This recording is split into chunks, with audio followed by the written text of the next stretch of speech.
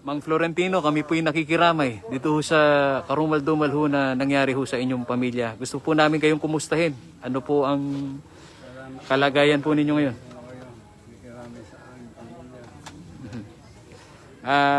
Nung hong mangyari ho itong karumal-dumal ho na krimen sa inyo pong mag-ina, asan ho ba kayo nun? At sino-sino ho ba ang nasa loob ng bahay? Nandiyan po sa loob ng bahay po namin ay maaking biyanan, apo, at saka mga manugang, at saka anak na isang mayroong ka-OOP na lang. Yun ang naiwan kong at saka ang aking asawa. Yun lang po kasi po ako nasa trabaho ko sa Binalunan. Yun po ako nandun. Kailan po umabot sa inyo yung impormasyon na hinggil ho dito sa trahedya sa inyong pamilya? Nung tumawag sila, nangyari ng krimen na dahil umiiyak na ang aking anak na tumawag sa aking cellphone na si Mama binaril at saka yung si Kuya Antong. Yun ang tawag sa akin. Ang inyo ho bang pag-uwi dito sa inyo pong pamilya, lingguhan at mawalang galang na ho, malaman ho namin kung ano hong kabuhayan ni Mang Florentino. Ako po isang dump truck driver. Nandun po ang trabaho namin sa Binalunan, kay Mayor Dico. Doon po sa Maludong. Doon ako, kada ano naman po, nakakauwi ako minsan. Wala pang 3 araw, nakakauwi ako minsan. Lingguhan talaga. Alayo po ng biyahe namin. Talagang inaabot ako ng linggo doon bago ako umuwi. Opo.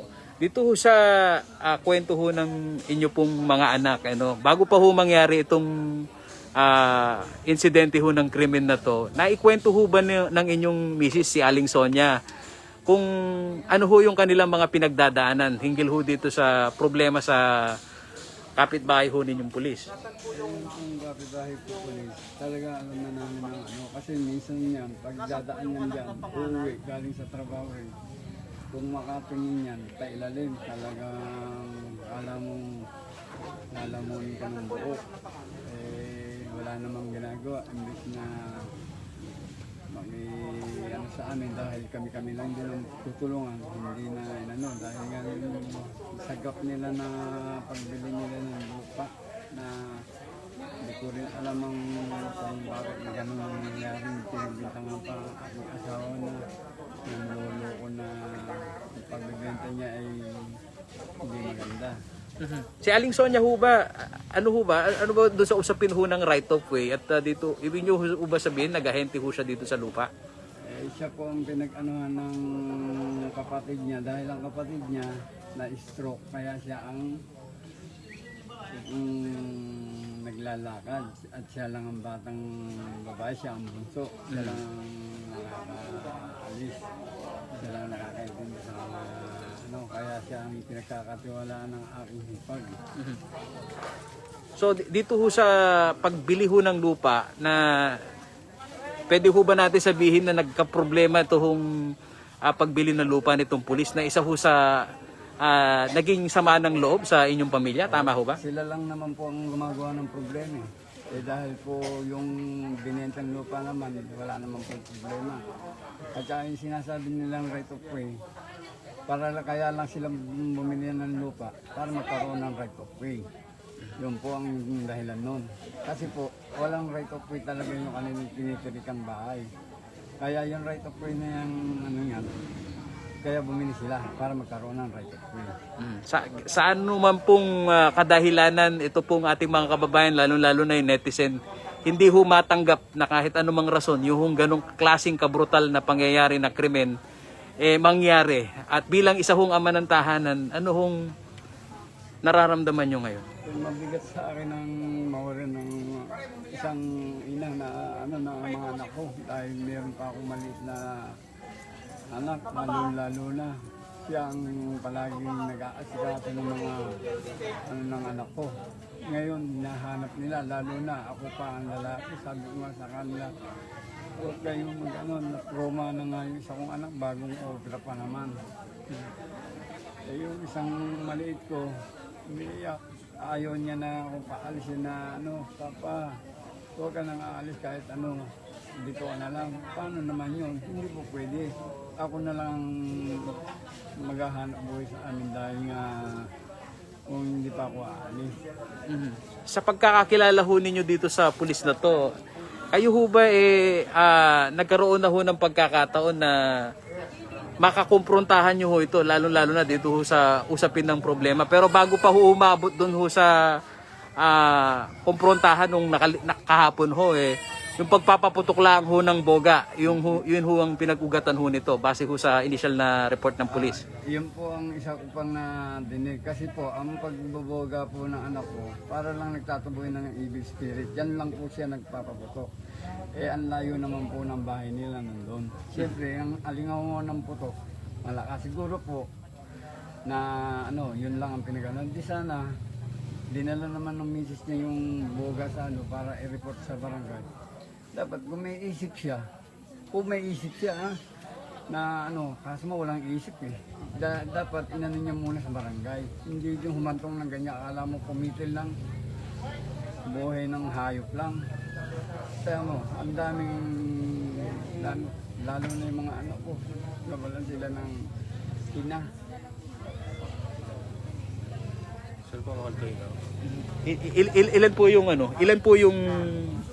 Ilan po yung bali na ulila ho na anak ho nitong...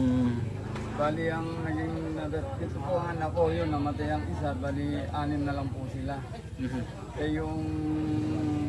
Yung isang anak kong yun, may pamilya, dito ng pamilyado. Dito lang po nagtatrabaho sa Paniki dahil ang pamilya niya nasa Pangasinan. Nag-iisang anak na may sakit pa yung asawa niya.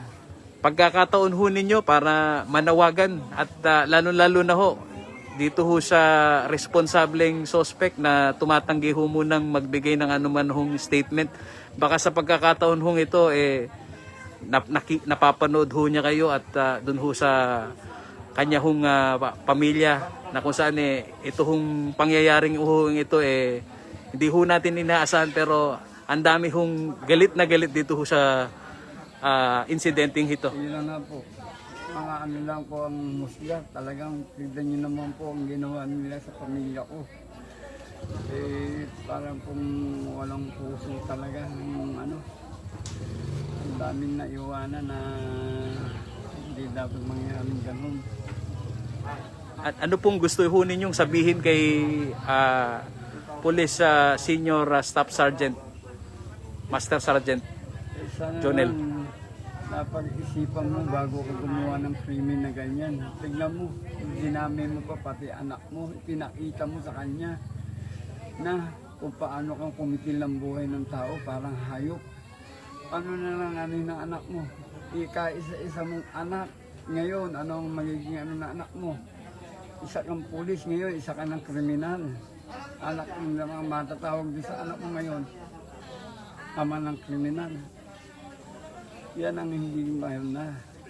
Dapat hindi katularan ng ibang pulis na magbabago pa lang papasok.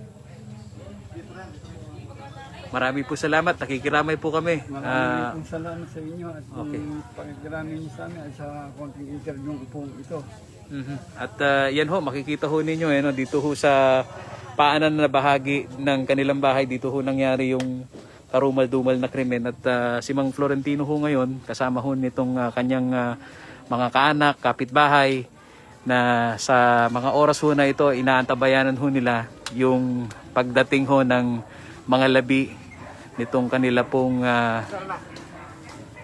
kaanak, mag-ina, na kahapon ho, eksaktong location dito ho sa Purok 2,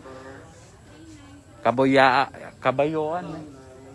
At ito nga ho, unti-unti na rin hong dumarating ito hong kanila pong mga kaanak, na lahat ho sila talagang nasorpresa dito ho sa pangyayari na ito ho daw ay nag-ugat sa pagpapaputok ho ng boga ng isa sa anak ni